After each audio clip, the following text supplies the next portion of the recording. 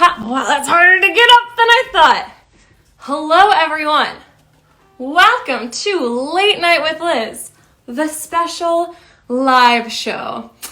I wanted to keep it very casual today, so I only wore my Saturday best. I'm thrilled to see you all here. Why am I doing a live show, you asked? Well, nobody asked, but I'll tell you anyway. I wanted to have a chance to get up close and personal with everybody, and I also wanted to give my 10-year-old MacBook a chance to recover, because though my Bohem trailer was genius unparalleled, sweet Penelope MacBook couldn't handle it. I'm really thrilled to be with you here today. It's a weird day for the opera community. Santa Fe just announced that it will be canceling its season, which marks the official closure of the entire 2020 season for America. So for all of us opera singers who have been begging for a summer off since forever, this is the world really beating us over the head with it. In other news, Brian Stokes-Mitchell has decided that he needs to end his balcony concerts in New York City because too many people were gathering. I think that those people were probably gathering to say, okay, Brian Stokes-Mitchell, you get it. You have a balcony. We get it. It's fine. Rub it in. No, but in reality, I am so thrilled that I get the chance to every week talk to different people with whom I have sung, and I am so happy that my guest this week is somebody I have sung with and somebody I hope to sing with again. Her name is Lindsay Metzger. If you don't know her, you will soon. She is absolutely fabulous, and I am so thrilled that she has agreed to be on. When I was thinking about people to talk to for a live, I thought, okay, pretty much all of my friends are hilarious and they're excellent, but Lindsay really stuck out in my mind as somebody who's going to be a lot of fun, and I am thrilled that she is with us now.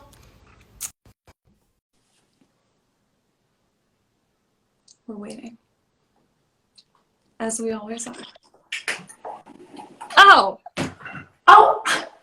Liz! Funny seeing you here, Lindsay. Saturday loungewear.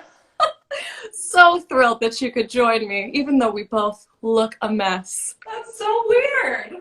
It's absolutely fine. Lindsay, I just want to give you a quick cheers. Liz, cheers, girl. Now, what people might not know is that Lindsay and I were supposed to be in Dallas together at this very same time. I was to be in Don Carlo. Lindsay, you were supposed to be in Pulcinella. Yes. And, sadly, that was taken from us. So I'm thrilled that we get to make up for that time right now. Girl, me too. We should be doing the same thing we'd be doing right now. And that's actual facts. In fact, Lindsay and I worked together at a different house in Texas, the Houston Grand Opera, working on the Phoenix. And a fun fact about us is we have gone live once before. One time. And in that one time, we were wearing face masks, and we had about 5 people watching us. We've graduated to 18 people watching us, so I feel like we're really up in our game. But something I don't love about lives, Lindsay, you can tell me how you feel, is sometimes they feel a little bit long. Would you agree? Sure.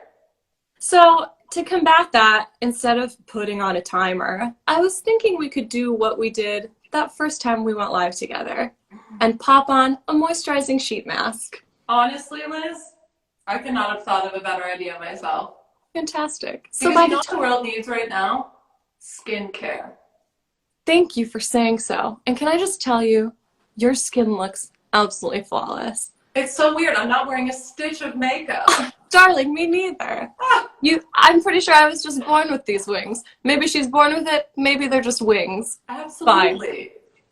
So by the time Lindsay and I are done with our moisturizing sheet masks, it'll be time for all of us to hit the hay, and I think we will have had a very successful Late Night with Liz live. Mm-hmm. What do you feel? And we'll be very moisturized. All right. So here's what we're going to do. we're going to pop on these face masks, and we're going to answer some of your questions. Get ready, folks. It's happening. So, Lindsay, I hope you didn't go out and purchase this face mask just for me today. You know, interesting, I'm at my sister's house right now, and she pulled one out of the back of her cabinet in her bathroom, so hard to say when this face mask was born. I'm going to be honest with you, that sounds a little Folks, sketchy, but at the same time, perhaps it's, it's like deliciously fermented now. I want to apologize in advance to everyone watching this because it's about to get real. I want to let everybody know that in upstate New York, it's freezing, and I'm really nervous about putting this on my face because it's. Don't be, Liz. Just oh go my with god, it. it's so cold. Oh, Liz, so cold. live in the mask. Let the mask heal your soul. Oh, all right. Oh yeah. Oh, that's Are you nice. feeling it? I feel yeah. rejuvenated. All right, everybody. So now that we are in our very serious. Also, don't forget to moisturize your Oh, of course. into yourself.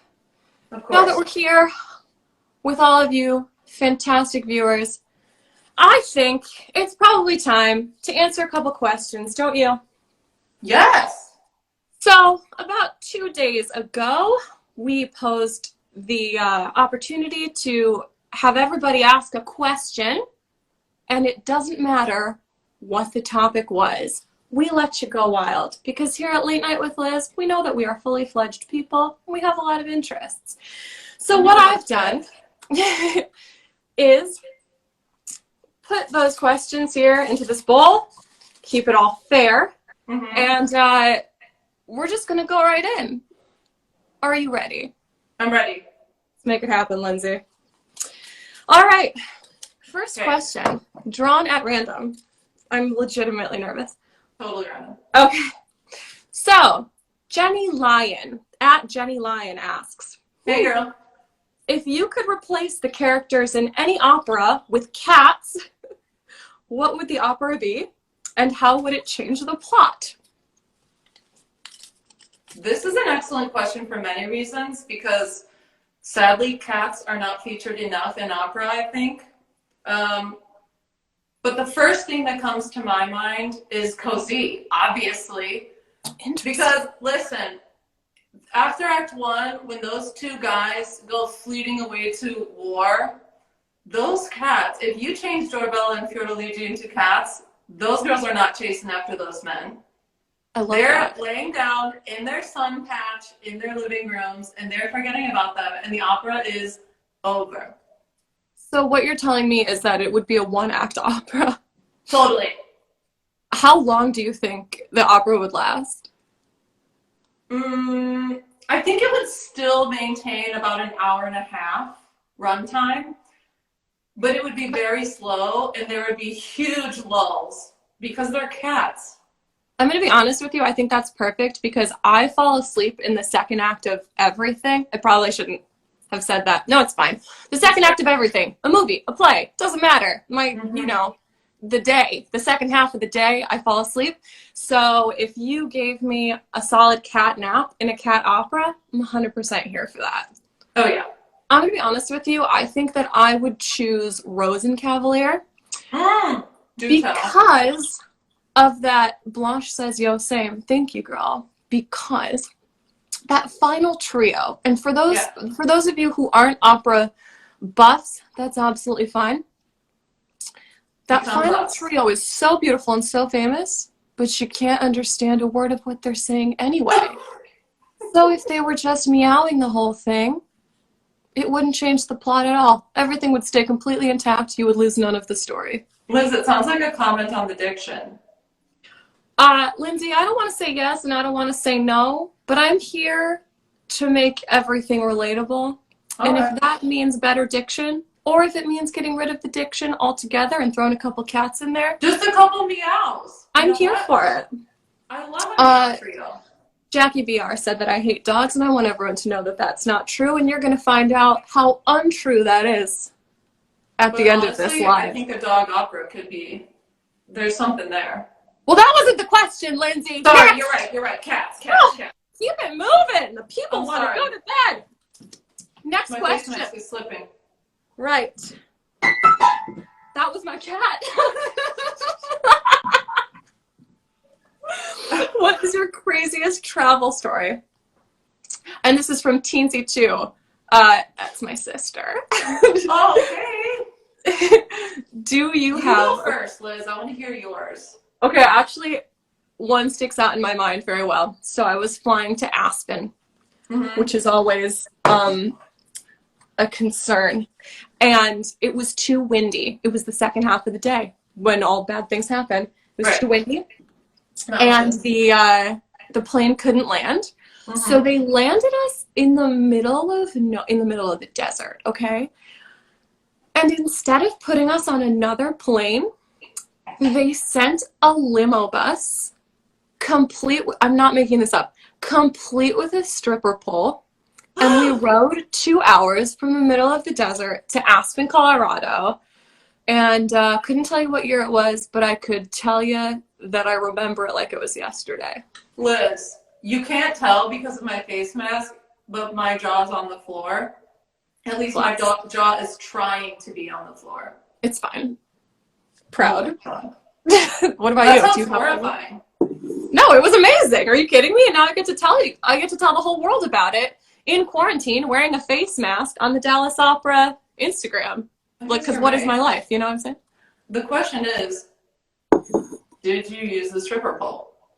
I don't really want to answer that in mixed company. Fair enough, Liz. Fair You're going enough. to have to keep tuning in to Late Fair Night enough. with Liz to see what kind of person I am. Fair enough. Do you have What a else good you one? got? What else have I got? That wasn't enough for you?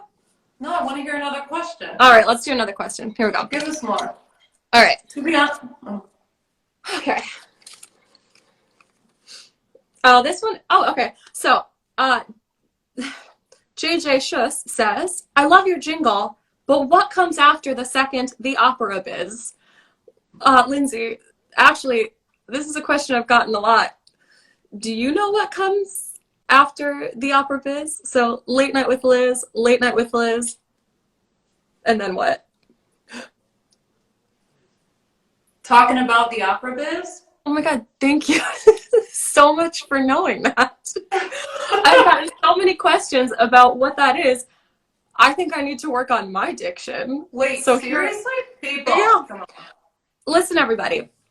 This is to everybody watching. If you think that there is a better thing, a better verse, pop it in the comments.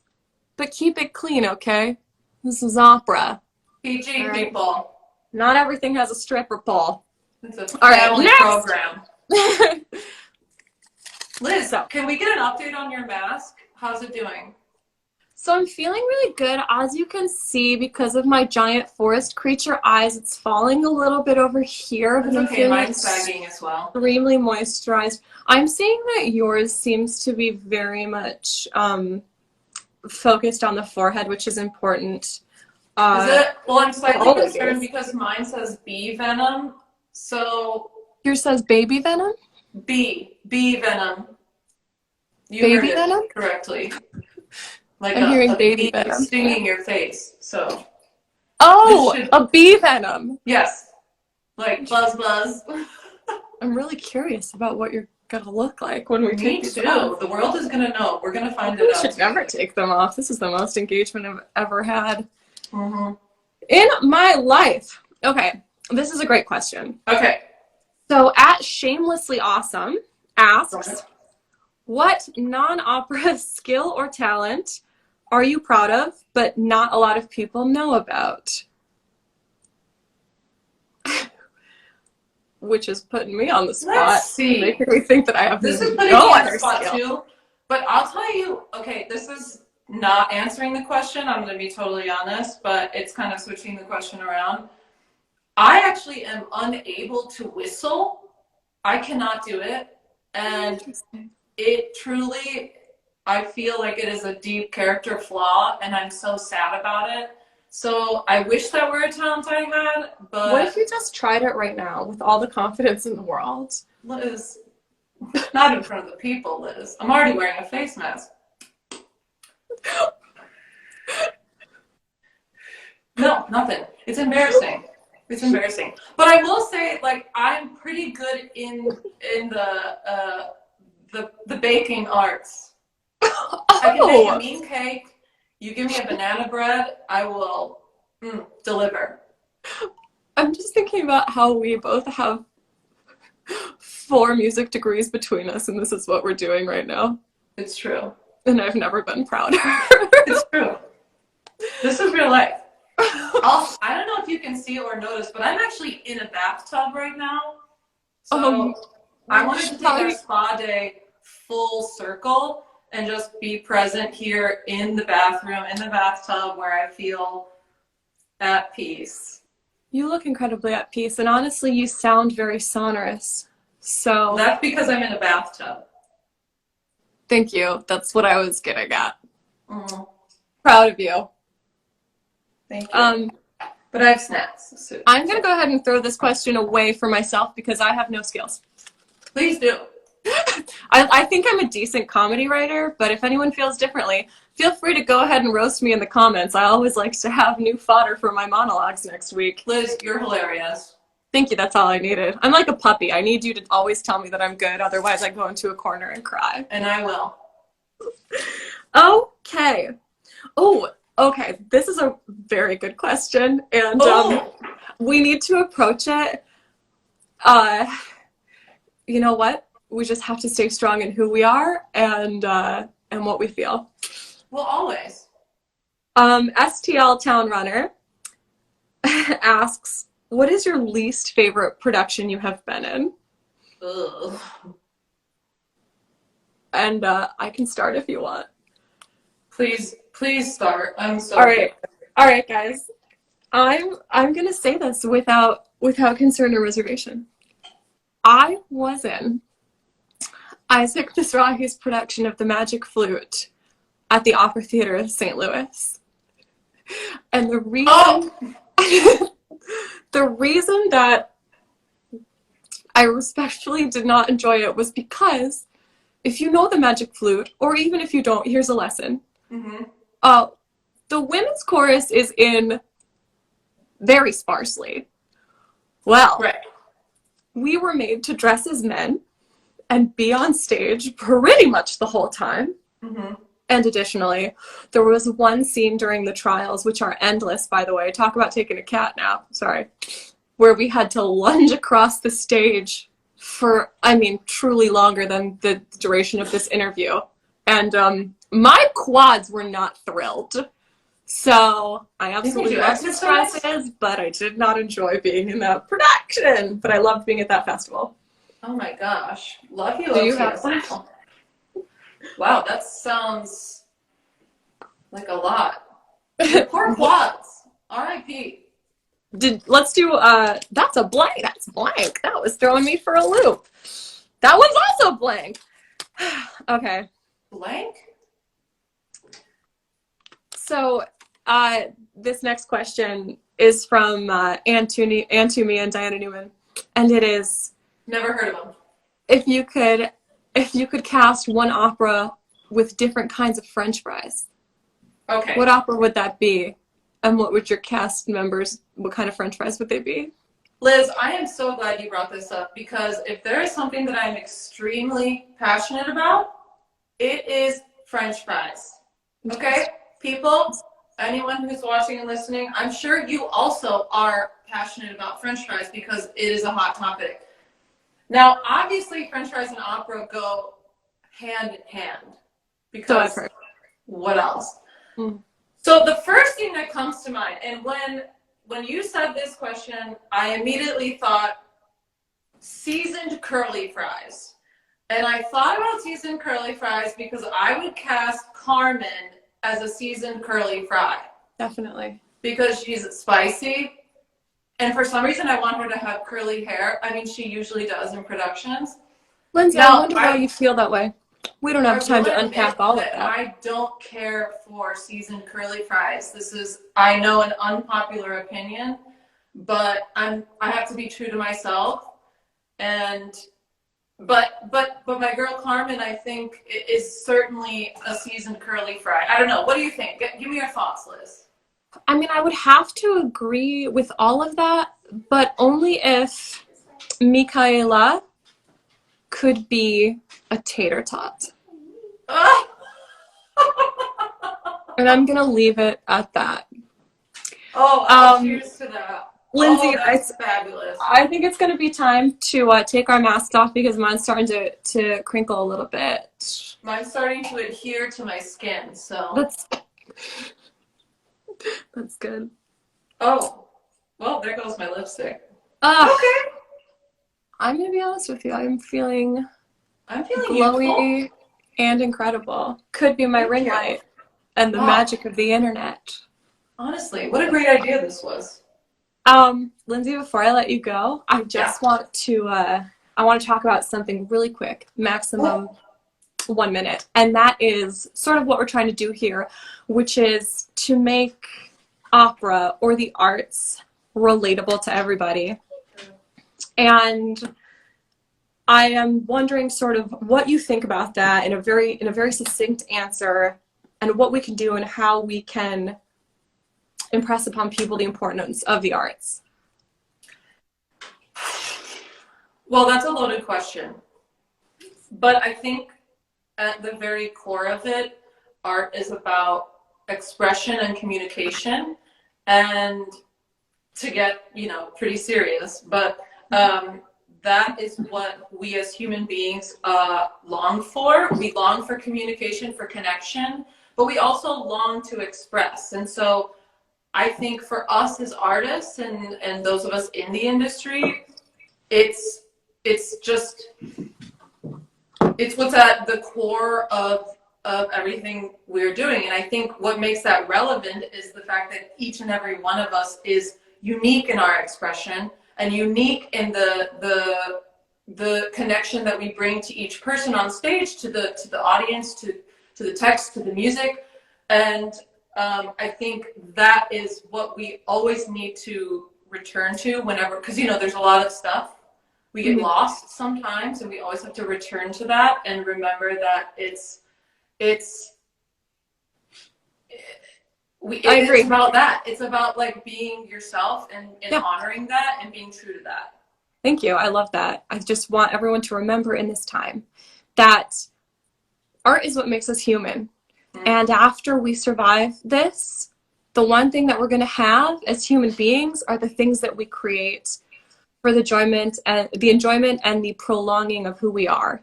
So whether that is opera, or whether that is comedy, or whether those are the clothes that you wear, I just want everybody to remember that it's not about being hoity-toity, and it's not about loving museums, but it's about loving what you love, and nobody can take that away from you. So we are trying to tell you about what we love, and we hope that you love it too. And I'm so happy, Lindsay, that you came on and you put on a face mask with me, and you talked to me about French fries, and you talked to me about opera, because that's what we're here for. And I'm so thrilled. I really have enjoyed you. Thanks, Liz. Love you, girl. Thanks, Jude. Let's talk later. You look great. We will. Okay. Love you, Lindsay. Bye. Bye. All right, guys. So I really, like I said, I really enjoy talking to my friends, and I've talked to a lot of friends this week. A lot of them have, in fact, been graduating various higher education institutions, and I have one friend who just became a doctor. And I want to talk about another group that's also graduating, but I don't think has been given the opportunity to have a Zoom or any kind of graduation. And those are the pets of the world. My dog has been going to doggy daycare, puppy school as we say, for the past 10 years. And it's been decided this year that she will no longer go. But sadly, she doesn't get to graduate and enjoy that process. What I would like to do right now is, you guessed it, throw a dog graduation. So please join me and the graduate, Ruby, as we Look for her diploma.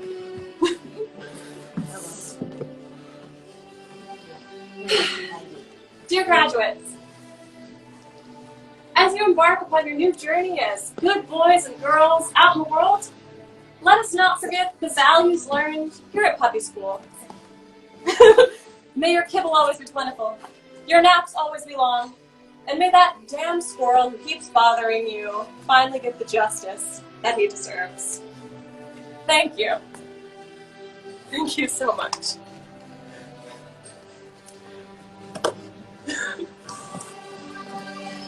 That's our show, everybody. Thanks for joining me for this special late night with Liz. I look forward to seeing you next week. Stay awesome. Stay safe. I'll see you soon.